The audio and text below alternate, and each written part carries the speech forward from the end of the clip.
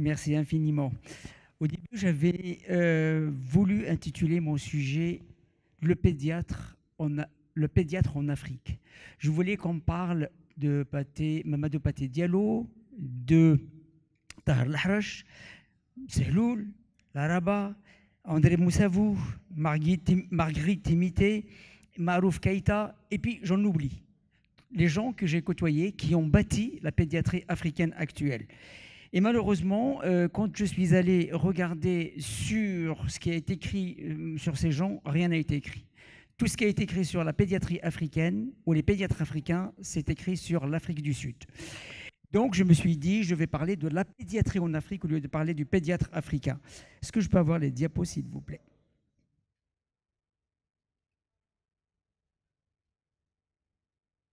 Et hop, il faut que je sorte d'ici.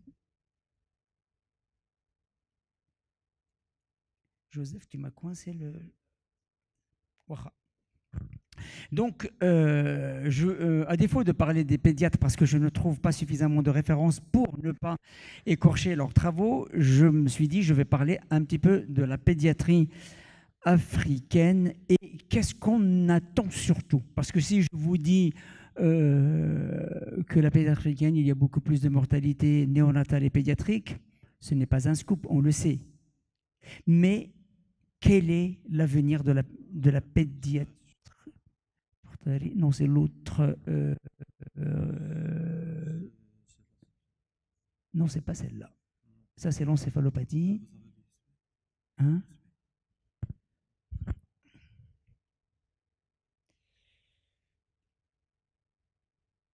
Mais je l'avais déjà donné. La clé USB ne me l'a pas rendue. Donc, je lui ai déjà donné. Hein? Je l'ai déjà donné à Arabia, oui. Donc,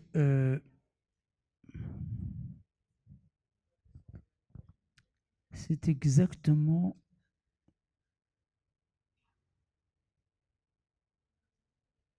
Non, c'est pas celle-là. Donc, l'objectif, c'est quoi? C'est de parler de la pédiatrie de demain, la pédiatrie africaine de demain. C'est-à-dire en partant de celle qui existe actuellement, dans laquelle on sait tous que 52% de mortalité pédiatrique et néonatale se situe en Afrique subsaharienne. C'est connu. On sait tous également qu'à partir de entre 1990 et 2018, les statistiques montrent qu'il y a une baisse significative de la mortalité périnatale, que la mortalité néonatale baisse, que la mortalité pédiatrique baisse. Bien sûr, on n'arrive pas encore à atteindre les ODD, les objectifs de développement, qui sont prévus pour 2030 aux environs de 12 à 20 pour 1000 naissances. Mais il y a une tendance vers cette évolution-là. On sait aussi que la pédiatrie africaine est victime de pas mal de choses. Première des choses, plusieurs défauts, il manque des moyens directs à la pédiatrie, des moyens directs à la médecine. Il n'y a pas suffisamment de médecins, pas suffisamment de sages-femmes, pas suffisamment d'infirmières, pas suffisamment de soignants dans le sens global du mot.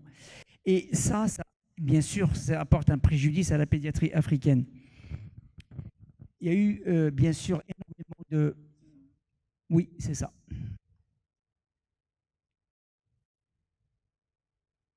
Voilà, donc je passe là-dessus. Ça, je vous ai déjà dit. Toc. Ça, c'est la tendance qu'on voit. Bien sûr, il y a une baisse. Elle est moins importante que dans les autres zones, mais c'est une baisse qui est entamée. C'est une baisse qui est en évolution avec le peu de moyens, particulièrement les moyens soignants, et il n'y en a pas beaucoup. On sait que le taux de mortalité, vous voyez le taux de mortalité entre 2009 où toute l'Afrique était complètement noire, c'est-à-dire qu'on se situe dans une zone incroyablement où le taux de mortalité est très élevé, il y a un éclaircissement avec une mortalité qui est en baisse de manière considérable. Bien sûr, ce n'est pas toujours la faute des autres. Il y a une partie de notre faute parce que quand je parle aux gens, on me dit « Ah bah oui, il y a une partie du colonialisme. » C'est vrai, mais on ne peut pas tout rejeter sur le colonialisme. On ne peut pas rejeter tout sur le passé. Il faut qu'on avance, c'est-à-dire qu'on passe à autre chose. C'est vrai qu'en 1906, il y a eu la création de l'école de médecine de l'Afrique occidentale française. Et c'est vrai qu'elle était euh, réservé exclusivement pour les Africains. Et l'objectif, c'était quoi? C'était de former des médecins auxiliaires, des vétérinaires auxiliaires, des infirmiers auxiliaires. Ils n'ont pas de diplôme de docteur. Ils ne peuvent pas exercer en métropole. Ils n'ont pas de diplôme de médecin au sens réel du mot, parce qu'ils ne peuvent même pas exercer chez eux en tant que médecins, puisqu'ils ne peuvent voir que les indigènes. Ils ne pouvaient pas consulter les Européens ou assimiler aux Européens chez eux. Par exemple, je parle de Sénégal. Dakar, c'était là où il y avait la première faculté de médecine. Et qu'est-ce qu'il disait, Lyautey, en 1903? Il disait qu'il faut organiser le corps de santé colonial de manière à faire quoi? À ce que la médecine doit avoir un effet positif de l'expansion coloniale. Ça veut dire que quand on va dans un endroit, il faut aller avec, bien sûr, l'armée, mais surtout avec un médecin. Et le médecin, il véhicule quoi comme image? Il véhicule l'image il anoblit d'abord le colonialisme, en quelque sorte, et il véhicule cette image de le médecin est compris comme une mission d'action. C'est-à-dire qu'on vient avec un médecin pour à la fois vous soigner, mais en même temps, bien sûr, pour autre chose. Mais on ne peut pas non plus rester uniquement sur ça. Il y a eu une formation dont l'objectif, bien sûr, de former ce qu'on appelle les amis, c'est-à-dire ce sont les aides médecins indigènes qui apprennent à faire les soins courants, la vaccination, la petite chirurgie.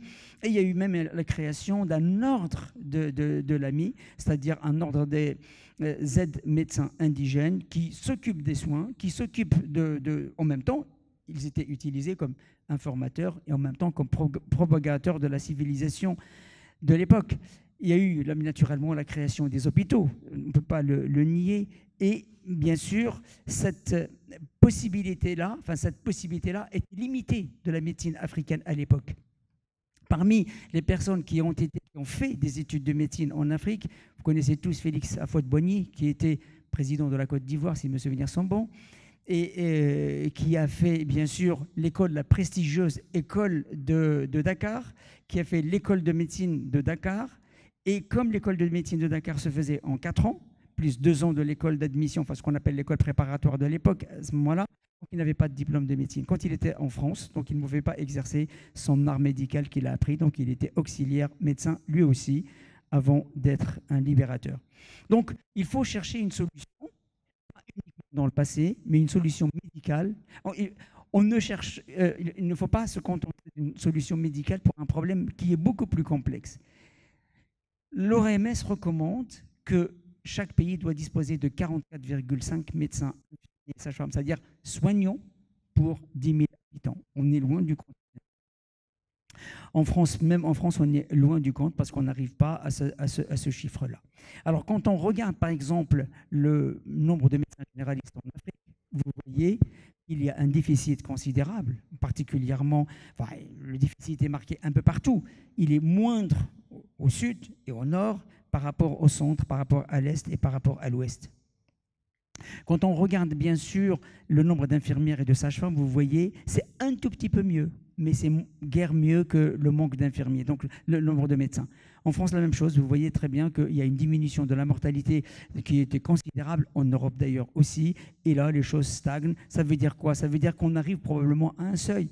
Donc nous, en Afrique, on est encore en dessous de ce seuil, et il faut qu'on arrive au moins à ce seuil des Européens.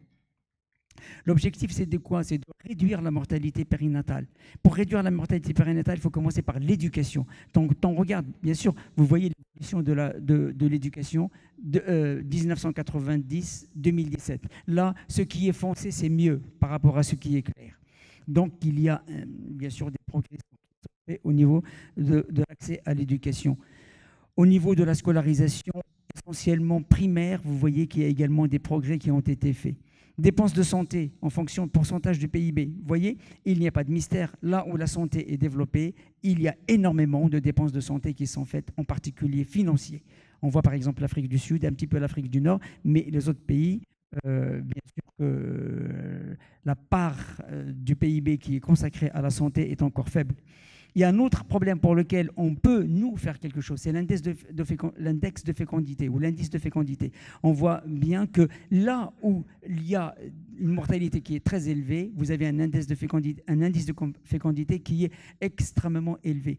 Il est en train de stagner. Vous voyez la courbe marron en Afrique. Il est en train de stagner et il baisse partout dans le monde, particulièrement en Asie, mais il se stabilise. Donc, il n'a pas entamé de baisse. Je pense que quand on n'a pas beaucoup de moyens, il faut probablement privilégier la qualité des soins qu'on donne aux enfants qu'un nombre d'enfants considérable. N'empêche que le nombre d'enfants considérable a également un avantage. Quand on regarde cette étude qui est faite, je pense, en 2010, si mes souvenirs sont bons, et qui est basée sur une étude qui est basée sur une analyse des données par un logiciel style intelligence artificielle où on rentre un certain nombre de données pour aboutir à quoi? Pour savoir quelles sont les raisons de la mortalité périnatale et néonatale en dehors des causes médicales. Et là, c'est basé sur comment on appelle ça, une enquête qui est faite auprès d'un certain nombre de mamans qui avaient accouché dans les 5 ans précédents. En leur demandant, toutes les femmes qui ont accouché pendant les 5 ans précédents, ça concerne 10 pays d'Afrique subsaharienne, donc le nombre d'enfants qu'ils ont eu au cours des 5 dernières années, le nombre de décès, le nombre d'enfants qui sont décédés à 1 an, à 2 ans et à 5 ans. On voit quoi? On voit par exemple que quand le nombre, les membres de la famille, quand il y a beaucoup de membres de la famille, c'est-à-dire quand il y a une famille qui est assez large, on s'aperçoit que la mortalité néonatale est plus basse. Ça veut dire plus la famille est large, ce n'est pas le nombre d'enfants, c'est la totalité. Quand il y a les parents, les grands-parents, les tantes, ainsi de suite, tout le monde, il y a une famille qui le nombre dépasse 5 membres par famille, vous avez une baisse de la mortalité. Et quand on voit que le nombre de personnes qui vivent sous le même toit est inférieur à 5, il y a une mortalité qui est élevée. Mais en même temps, on s'aperçoit que quand le nombre de membres est inférieur à 5 sous le même toit, assez souvent, ce sont des femmes isolées, toutes seules. Et c'est pour cela qu'il y a une mortalité qui est plus élevée dans les familles qui sont peu nombreuses. Autre élément, ça c'est le nombre de proportions de femmes qui rapportent le décès d'un enfant dans les 5 années précédentes. On voit en bleu la mortalité néonatale, en orange la mortalité des enfants, en vert la mortalité des enfants de moins de 2 ans. Vous voyez qu'il y a une diminution en fonction du temps. En fonction du temps, ils existent, mais il y a une diminution significative. Et ça, c'est partout. Vous voyez les noms des pays, le Burkina, le Congo, enfin un peu partout. Et on voit la même tendance partout. Quand on regarde, par exemple, la mortalité néonatale et le nombre de naissances par la femme qui est auditionnée, le nombre de naissances qu'elle a eues au cours des 5 dernières années, on s'aperçoit que finalement, il y a un cut-off aux environs de 2,53. Vous avez une femme qui a eu 2 enfants, au-delà de 2 enfants au cours des 5 dernières années précédentes, il y a un taux de mortalité néonatale qui est considérable, parce que les autres, ils étaient encore en bas âge, et elle ne peut pas s'occuper de tout le monde en même temps. Donc ça, c'est un levier sur lequel nous, on peut agir en tant que pédiatre. Voilà, ça, je vous ai parlé du nombre de personnes qui vivent sous le même foyer. Pour conclure, en 2050, plus de la moitié de la population africaine aura moins de 25 ans. Ça veut dire que pratiquement 30% ça sera des enfants de la pédiatrie, c'est-à-dire qu'ils auront moins de 15 ans ou moins de 14 ans. Et l'Afrique subsaharienne, donc c'est un boom démographique. Alors c'est une arme, bien sûr, à double tranchant. Naturellement, parce qu'un boom permet toujours d'avancer, mais en même temps, si on ne fait rien, il va reculer, il va faire reculer cette Afrique dont Hassan Afil a parlé tout à l'heure avec beaucoup d'émotion. Voilà, donc je dirais un petit peu comme Hassan, l'avenir est un défi médical, mais pas surtout médical, c'est un défi médical et sociétal. Il y a des leviers sur lesquels on peut agir, nous, en tant que pédiatres, et d'autres qui nous échappent complètement. Par exemple, le PIB, on ne peut pas, nous, intervenir dans le PIB. Je vous remercie.